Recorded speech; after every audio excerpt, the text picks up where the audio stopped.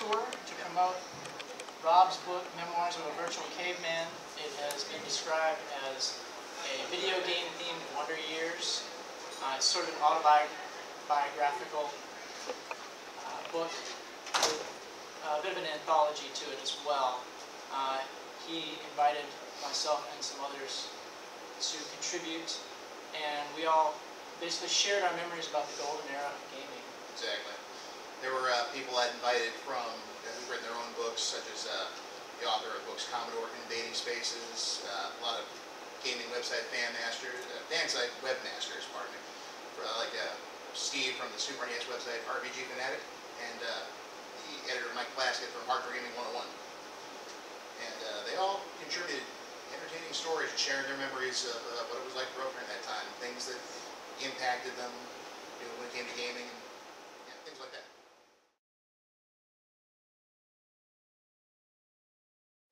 In addition to the book, we each ran online communities based around two different,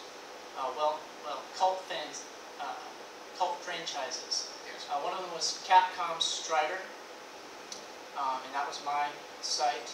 I ran a site called Light Sword Cypher Mainframe, and my site was devoted to Namco's Splatterhouse series. It was West Mansion, the Splatterhouse Homepage. I also ran a couple other retro gaming sites. There was a site devoted to Ghosts and Goblins, the Capcom series, and all the spin-offs called Ghoul Realm. There was a general retro gaming / import gaming site called the OPCFG. And also, for a brief time, a Metal Slug fan site. Probably the first English language one, actually. Called Metal Slug, Iron Cavalryman, and Hell. So, there was a lot there. And what we wanted to do with this panel was to try to hopefully inspire other people to get involved in whatever they're interested in, whether it's online or whether it's just making something.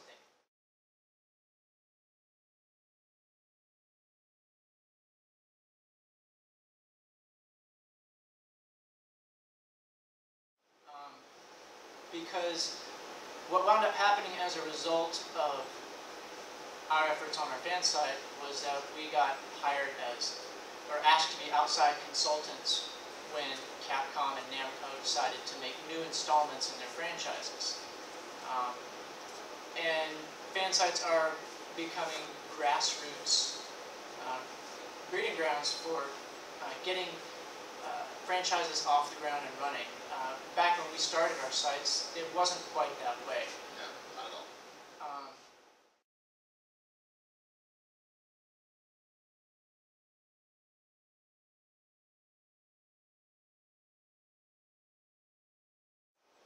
But is everyone in here familiar with what a fan site is on the internet? Yeah. Okay.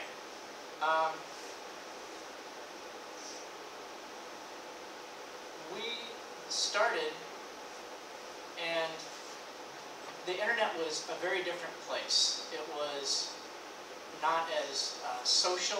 It was a lot more isolated, and everything was run by people who were devoted to the source material that they were writing about. I'm sure a lot of you out there remember what that was like back then. I think like mid-90s or late 90s. And fan sites were usually kind of garish. Yeah.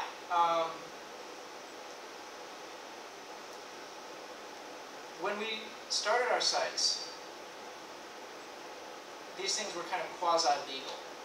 Very quasi-legal. Right about the time that everything started getting rolling with his fan sites, and I was starting to consider getting the mainframe up and running, there were issues with a Buffy the Vampire Slayer website, where Fox was pressing charges against someone who was reusing promo images from Joss Whedon's show, because images were trademarked back in the day. They still are. But the fact that someone was reprinting them without permission was a huge thing. So for you to get online and to talk about any of these things put you in kind of a gray area.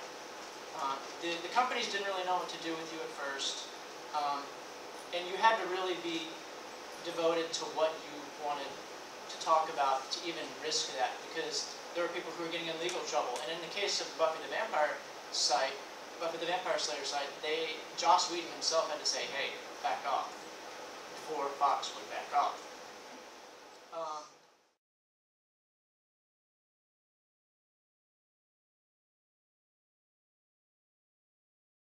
But if you're going to get involved in starting your own fan site, the first thing you need to try to establish is which one you are most devoted to. For myself, I picked Strider because it was one of the earliest examples of cinematic video gaming that I can remember from my childhood. I don't know if anybody's ever actually played the game in the audience, but there's this one scene in the second level where you're taking the main character, who is animated like a cartoon, a Saturday morning cartoon, and you run him down a mountainside that is exploding with bombs as the bombs are going off behind you. These days you would do that with a QuickTime event, but back then they were just animating it by hand. And the adrenaline rush that came from playing the game was something that was incredibly visceral. Yeah. I know when I got into Splatterhouse, it was early 90s, played it for the first time with the TurboGrafx 16, fell in love with it. Not really a big horror guy, but this game just, I fell in love with it completely. Yeah, I played the sequels when they came out, and then in 1993, it ended. There were no more games after that. And about 96 or so, I discovered the internet and looking around. I found websites devoted to Castlevania, devoted to Legend of Zelda, Metroid, all these big franchises. I'm looking around, I was like, where's the Splatterhouse stuff? I'm searching on whatever search engine there were at the time, I can't even remember. Didn't find it. I was like, this is a good series, and I'd like to actually get more information about it out there. Maybe get the fans who still exist go ahead and say, yeah, that was a cool series. And just to try and compile as much information as I could about it, to everything from ads, tips, codes, promotional materials, whatever I could find. And I finally did, starting in 2001.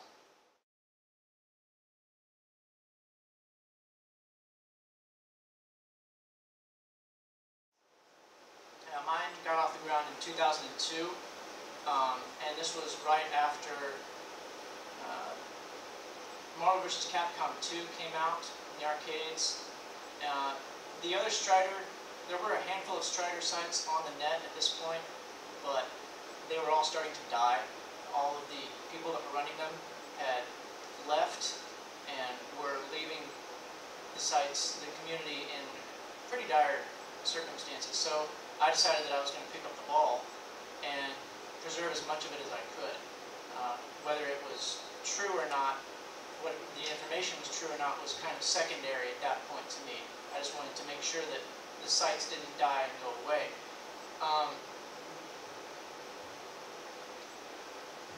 And the thing about getting my site off the ground is that I'm more of a writer than anything. If you want to get involved with your fandom, whatever it is, you need to pick out not only what you want to, what the content that you want to generate, but also what skills you have. Do you enjoy making images, funny images? You would probably want to do some kind of Tumblr, or maybe even start a DeviantArt page. Do you want to keep up with the news that's going on surrounding whatever your fandom is? You would probably be better off with a blog. If you just want to preserve everything like I did, you would be good at a wiki. When I was coming up, when both of us were coming up, we didn't have those options. We had to program everything in raw HTML. Yeah. And CSS was still a ways off.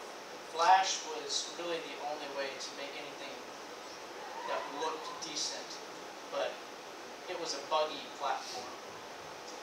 Nowadays you can do just about anything with a free site, and we would encourage you to just explore your options.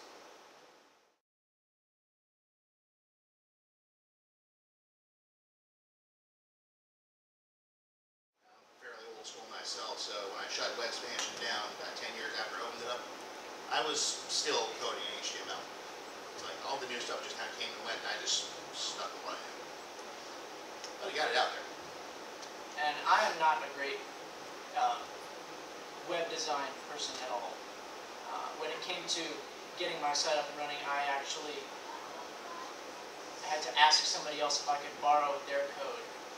He was getting out of the game. His name was Chris Psaros, and he ran a site called Dragon Ball Z Uncensored, where he was talking the ball rolling from there. In my case, it was just, I'm enthusiastic about this, and I'm just going to go ahead and do it. I'll learn it as I go along.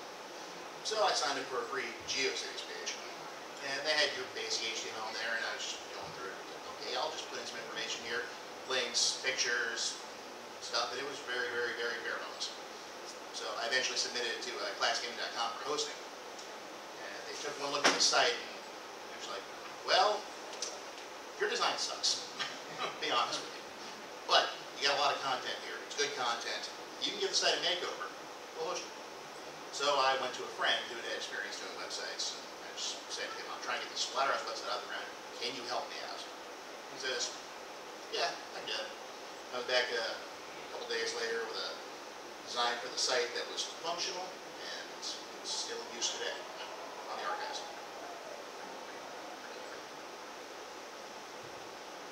When I started my site, I wasn't expecting to get involved in any official business with Capcom and Striker series because of how gray area everything was. It was all kind of nerve-wracking because there were stories of, for example, Square not liking Chrono Cross and Chrono Trigger sites and trying to shut them down and trying to keep their stuff off the net in one form or another. Yeah, I think it's still going on today, actually, with some companies going after people doing YouTube videos and saying, hey, you can't do this. I think Sega's been good with that. A couple of the ones can't think of off the top of my head. But I felt like, in my case, I could at least get some content, even though the series was dead. The last entry in the Strider series prior to last year was in 1999. And when I started my site, we were about 12 years out from a new game of any kind. But I felt like there was enough information there, enough to keep people's interest, or at least mine. In particular, there was stuff like the manga, which had never been released over here. It was a Japanese comic book that was developed at the same time as the 1989 arcade game. We didn't know who actually came up with the Strider concept. Every time Strider appears in a video game, you'll see a little byline that says copyright Moto Kikaku. And nobody could give me a straight answer as to what that was, not even anybody at Capcom. There were issues surrounding one of the conversions to one of the home consoles called the NEC Super Graphics. There was rumors that someone had committed suicide during the production of that game because that conversion because it didn't meet his quality standards and he felt ashamed of it, and I wanted to get to the bottom of that. That was a giant mystery. I've been reading up on that for years. We're still trying to get to the bottom of that. It's one of those things that nobody even wants to talk about in Japan. But as a result of that, the conversion itself is basically vaporware. It hasn't surfaced in any form except for one, which we'll get into in a bit. As far as Splatterhouse is concerned, though, like I said, the series died in '93 with Splatterhouse 3. There was nothing. Just nothing. Every time someone would bring up to Namco, hey, how about a new Splatterhouse game? And their replies were usually very non-committal and like, well, it's one of our classic franchises, and that's about it. Yeah, they'd sneak a cameo into some of their games every so often. Now, me being the Splatterhouse fan that I was combing the search engines at the time to see what other information I could find beyond just the three main games. And what I found was a game that was released exclusively for the Nintendo Famicom back in 1989. Never made it out of Japan. Today still hasn't made it out of Japan. It's called Splatterhouse Wenpaku Graffiti. And it's this little super deformed parody game. They spoof Michael Jackson's Thriller, Jaws, Aliens, The Fly. And it's, you go through and actually laugh a couple times. It's But I won a copy on eBay, I played it, it's like, wow, this is fun. And how come no one knows more about this game? I mean, I know it was a Japanese exclusive, but so it was another catalyst for starting West Mansion, was to tell the world more about that game. But, you know, outside of that, just kind of like the Lost game, and a couple of different ports for the PC or whatnot, and an LCD handheld game, there was still just nothing. I just set about gathering all the information I could find about the series. And the site grew over time. People were sending the information, flyers, scans, full articles on, you know, differences between the Japanese versions and the American ones. But with nothing new, there really wasn't much to report. And that went on for years. Until 2008, when Namco suddenly announced out of the blue, hey, we're going to do a new Splatterhouse game. It's going to be for the Xbox 360 and the PlayStation 3. Can you describe Splatterhouse for us? And can you... Yeah. Splatterhouse is, yeah, anyone here ever played Splatterhouse at all? Cool. For those of you that don't, it's basically a Japanese take on American horror franchises. But your main character, Rick Taylor, looks like Jason Voorhees. They reference everything from The Evil Dead to obscure B flicks like Deadly Spawn and I think some of the other ones, but you know, they reference Nightmare on Elm Street and, you know, a lot of the other popular horror franchises in the 80s. But instead of being a maniacal killer, you're trying to rescue your girlfriend from demons. And in what was probably one of the most unusual plot twists at any time, you know, at the time, when you finally found your girlfriend, she transformed into a hideous monster with 6-foot-long retractable claws and tried to murder you. So when you actually kill her, she thanks you for doing it and vanishes, and then the game's not over. You actually have to get out of the mansion that you're in, the Splatterhouse, as it were, and get out alive. And Namco took that off and spun it off into a couple of home sequels I talked about earlier, Splatterhouse 2 and 3, and One Popular Theme, which is a parody of all that. But I don't have official confirmation on this, but I'm guessing with Splatterhouse 3, it was concluded. There were 4 different endings in that game, depending on how long it takes you to get through each stage and how many of your family members you save. And one of them is the best ending, where the mask is this cursed mask that the main character wears. It's been given all your power. It dies, and Rick returns to his family. And around about 2007, a couple of guys inside Namco Bandai decided they wanted to go ahead and reboot the game. One of them told me that the company was accepting pitches from their employees, and they were looking for more mature content. And like, you know, we have a perfectly good IP we haven't used in years, and it's gory, and it's, you know, great tribute to horror movies. Let's do that. Namco Brass said, okay, and they started to work on it. What I didn't know is at the time they were actually homing over West Mansion for information about the series, because Namco Bandai didn't keep any of that stuff. It was just, they just threw it away. So when they finally announced it in 2008, I posted news on the site. The next day I got an email from Namco saying, hey, we've been following your site through the development process. We really like it, and we want to go ahead and work with you on get you set up some cool stuff for your site, give you Q&As, and I'll think to myself, this is awesome, first of all. And second of all, it's like, I don't have any illusions as to why they're doing this. They want to go ahead and establish a rational connection with the fans on their content.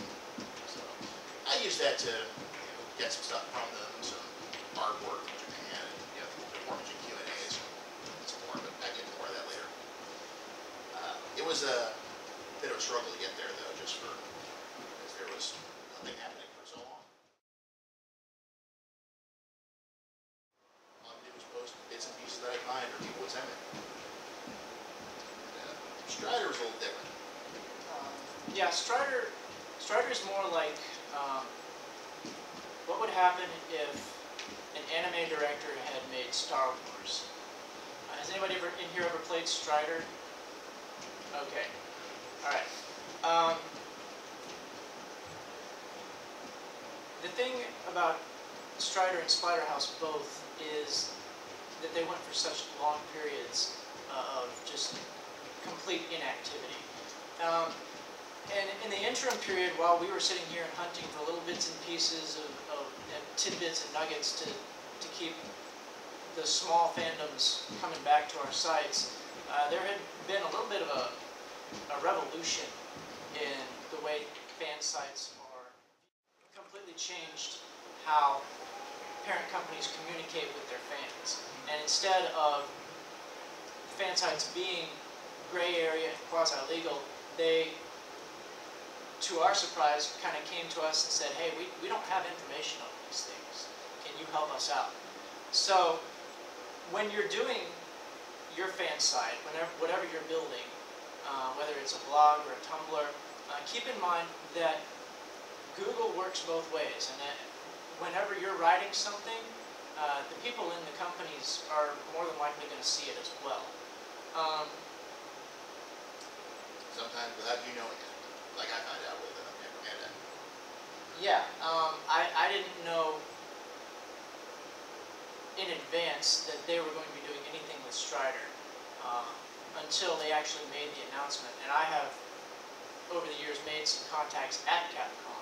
There was an American compilation called Capcom Classics Collection Remixed, it was later, that was on the PSP, it was later released on the PS2 as Volume 2, and Strider was collected in that, and there was bonus material and tips and tricks that you could unlock after you played through the game.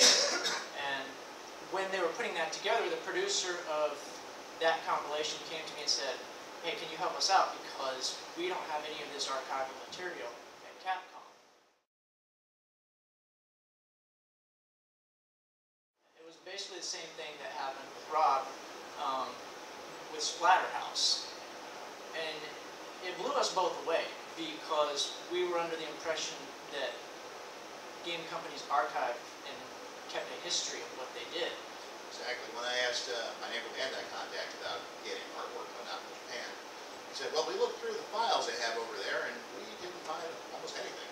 Except for some stuff on microfiche. Microfiche, really? Yeah, they cleaned it up, they converted it to high-res digital formats, and sent me a DVD full of it. It's mostly stuff from the original arcade game and the PC Engine before that game. But still, pretty bad. So when we got the news and the invitation to come and actually participate in these things after so long, it was a bit of a breath of fresh air.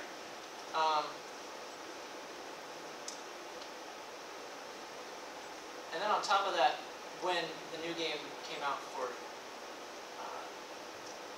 2014, I was in the middle of a completely upended life. I was changing careers, and I was dealing with some intense personal issues, but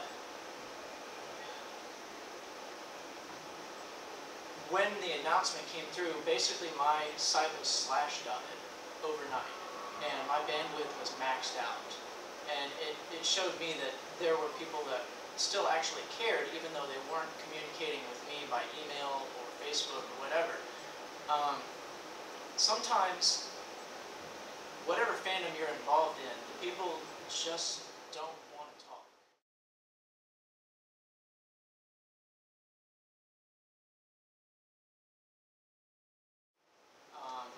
They don't want to get involved. They don't want to let you know what's happening, how your work is affecting them. But at the same time, there are also avenues where we have gotten involved with. We've had some almost altercations with fans online. Oh yeah. And it can be a bit of a stressful situation when you get a bunch of people who are all fiercely devoted to their own opinions of what your fan base is. Now, I've been getting emails and whatnot over the years about Splatterhouse from different fans.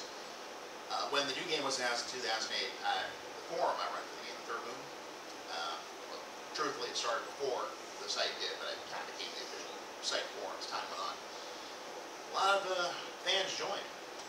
It helped that I put out that, hey, Namco Bandai wants to hear from you. They want to know what your ideas are and what you'd like to see in the new game. So, of course, there was a massive rush of people signing up. Fans came out of the woodwork.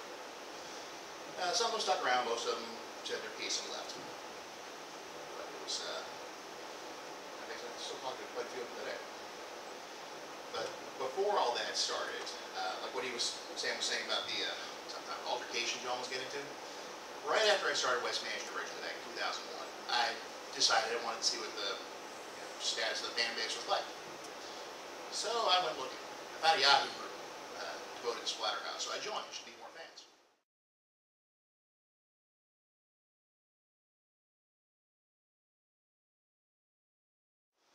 And that's where I ran into what I later come to call the Splatterhouse World Council. It's a group of fans that, while initially they were enthusiastic about it, like, hey, cool, Splatterhouse website, that's great. We're big Splatterhouse fans here, so welcome to see another one. Over time, as I started to do more and more my own thing with the site, they started to call me out. They're like, hey, you didn't run this by us. How come you're putting this stuff on your site when you didn't ask us? You need to come to us first. We will tell you what you put on your site. At which point, I just kind of took a step back in my mind and like, are they for real? No. I don't answer to you. You're not funding me. You're not doing anything like that. Why do I need to listen to you? Well, we represent the fan base, and we know what they want to see. It's like, I think I can make that determination myself. Thank you very much. So, as a result, I ended up just cutting all ties with that group. They just got more and more vocal, and I just was like, no, I'm doing my own thing, and I don't need you to tell me what to do. There's one particularly vocal member of that group, but I'll get to him in a couple of minutes. I can tell you, though, fan art can be kind of a hassle, too. It's never a good idea to go ahead and like just pull it from the internet and post it. Even if you give credit, sometimes that can lead to a backlash, as Sam found out. Yeah. There was an issue with some fan art that had come up on my site. I had inherited it from a previous webmaster. He had collected it off of some Japanese fan sites. Without crediting him.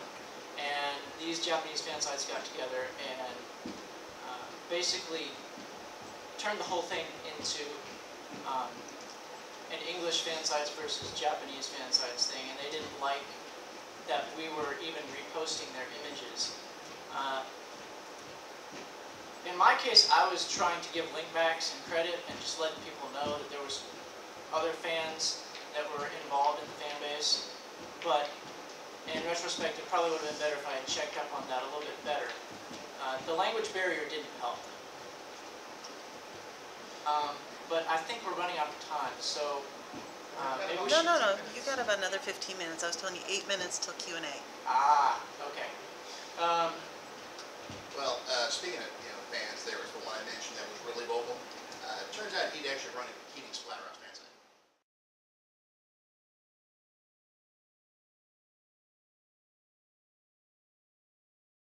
Which I didn't even know existed. He turned out he started right about the same time I started West Mansion.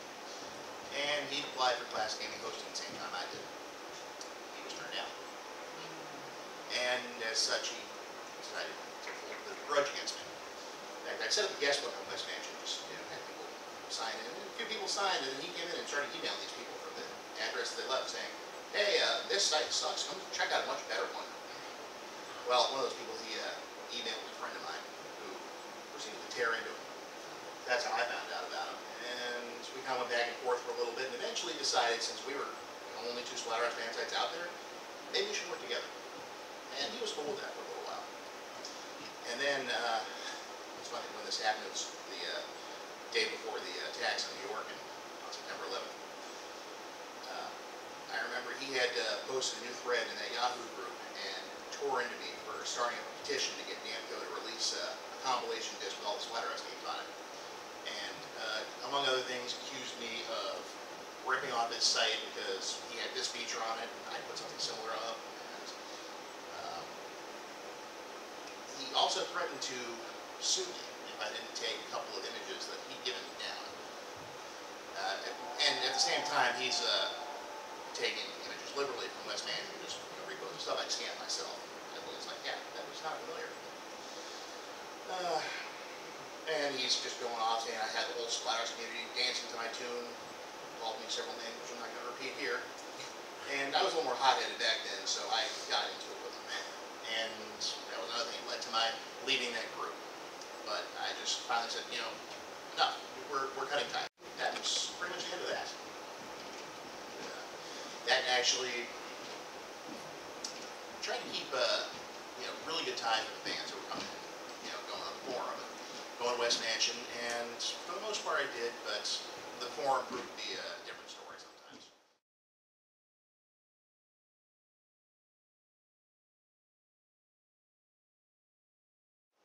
I run one of the most flame-free forums on the internet. You know, there's not a lot of fights there, not a lot of people calling each other Nazis and whatnot. But every so often I'll get someone that comes in and decides, well, I know what's best here. I had this one guy who came in, and this is the time that the 2010 game was being created. And midway through the development of the game, they'd switched developers. Originally, Namco had licensed the game out to the company Bottle Rocket to go ahead and make. Well, I don't know what the whole story was, but Bottle Rocket apparently just decided to screw around with a lot of things, and eventually Namco just got disgusted with their lack of progress and took everything back, all the dev kits. Then they went and hired a lot of the staff that were working on the game and pulled it in-house and started making things more like the fans wanted to see. Well, there was one guy in particular. He was very vocal about how he thought the Bottle Rocket version looked better, and came on there and claimed to have information, insider stuff about how the budget was, and they're wasting their money doing this. The Bottle Rocket version is better because of this reason and that reason. Okay, you are somebody who just came in.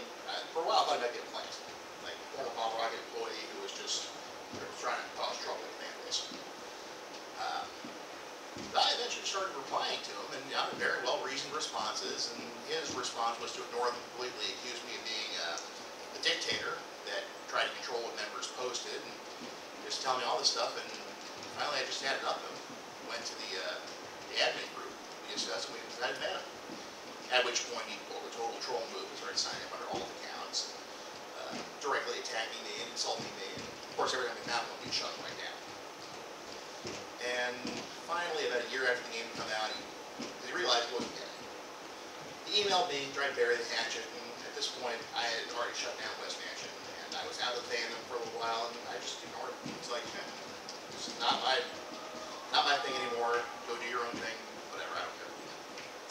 But yeah, that wasn't fun. We actually got into it publicly on the forum, and I felt that was really unprofessional against the forum admin. So I did a big public apology, and it was a low point.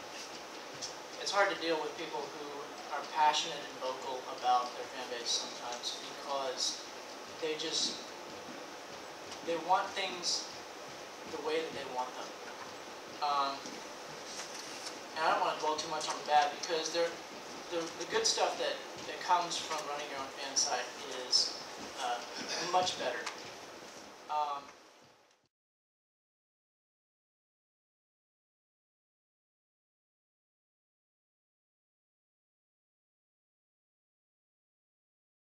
When I was asked to be a part of a Capcom Classics collection, that was something that, as I said, it was something that I didn't even dream of back when I started the site. Another thing that I didn't dream of happening was Christmas of 2009, I finally tracked down the creator of the series. His name is Koichi Yotsui, and he goes by the pseudonym Isuke, and that's how he's credited in the 1989 original game. He was gracious enough to let me interview him, and in return, I was able to get interviews for Darren Jones of Retro Gamer, and Heidi Kemps, who published hers in Otaku USA. That was something that had been a long time coming, a long time of searching, because nobody knew anything about Moto Kikaku. And Isuke was not a part of that group, but it turned out that there had been a collaboration with Capcom in a manga circle back in the day that had started and developed the Strider series. That's why there have been so few Strider games, actually. ownership of the character is a joint ownership between Capcom and Moto Kikaku, and they have to work out a licensing issue anytime he appears in any game at all. So anytime you see him in Ultimate Marvel vs. Capcom 3, or Marvel vs. Capcom 2, or Namco Cross Capcom, or anything that he shows up in, they have had to work out a special deal just to get him in the game. But Isuke was surprised that I went to all the trouble of tracking him down, because he is now a freelance game designer over in Japan, basically unknown.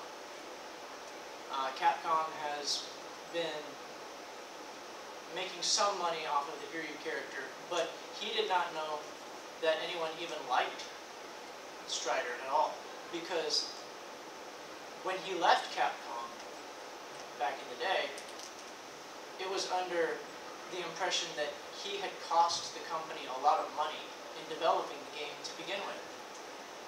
They spent a lot of money developing the game and didn't actually recoup it in the arcades. It didn't hit its stride, so to speak, until the Genesis port came out and it became extremely popular. So he actually thanked me for finding him. And that's something that you can't really actually put into words when you actually get thanked by the people that have done something that has meant so much to you. Like in my case with Splatterhouse, when Namco started emailing me about the 2010 game, and they said, send us your suggestions, if we like them, maybe we'll incorporate them, and fans, and so I did that for a while. We bounced ideas back and forth, and they had their shake up the bottle rocket, like I said. But after a while, it got to the point where they were emailing me constantly and just asking for my input. And finally, they were touring the game around, sponsoring different heavy metal shows across the country. They were really doing a big cross-push between horror fans and heavy metal fans and video game fans, and of course the Splatterhouse fan base. And at one point, they actually gave me VIP access to one of the shows they did. I went up there, got to check out and really build the game and give them my feedback. And it was pretty cool because I was hanging out with the producer and I was telling him stuff about the fan base and some of their inside jokes. And I mentioned a phrase from one popular graffiti, "Be garbage accessible."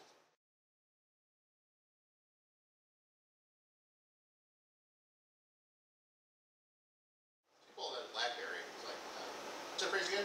I told him. There, it's up on the Twitter page.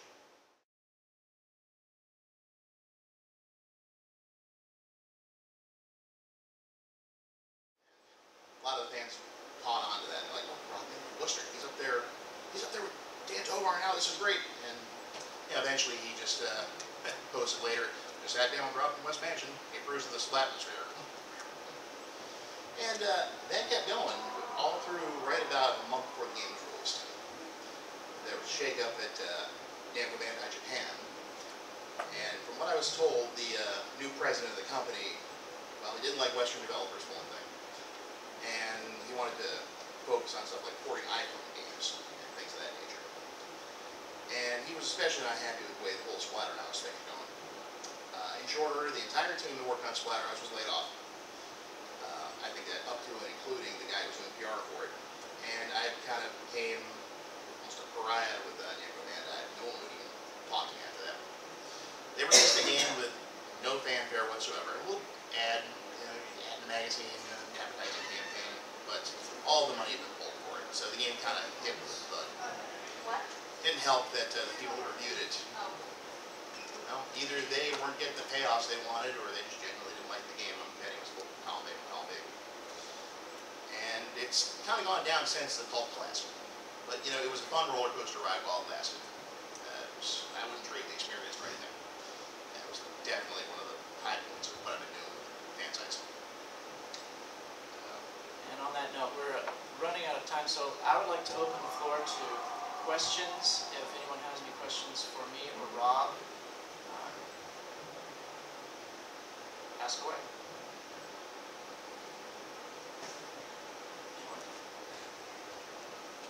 Yes. Well, now that a lot of companies are now keeping track of their video games and what they're doing, how should somebody run a fan base, since companies are doing that already, keeping track of everything now? That's a good question. I mean, I know you got wikis and all that, but the official companies are also doing their part as well. Well, don't be afraid to voice your opinion. And just because they are, looking you up on the internet, don't be afraid. The 2014 Strider game,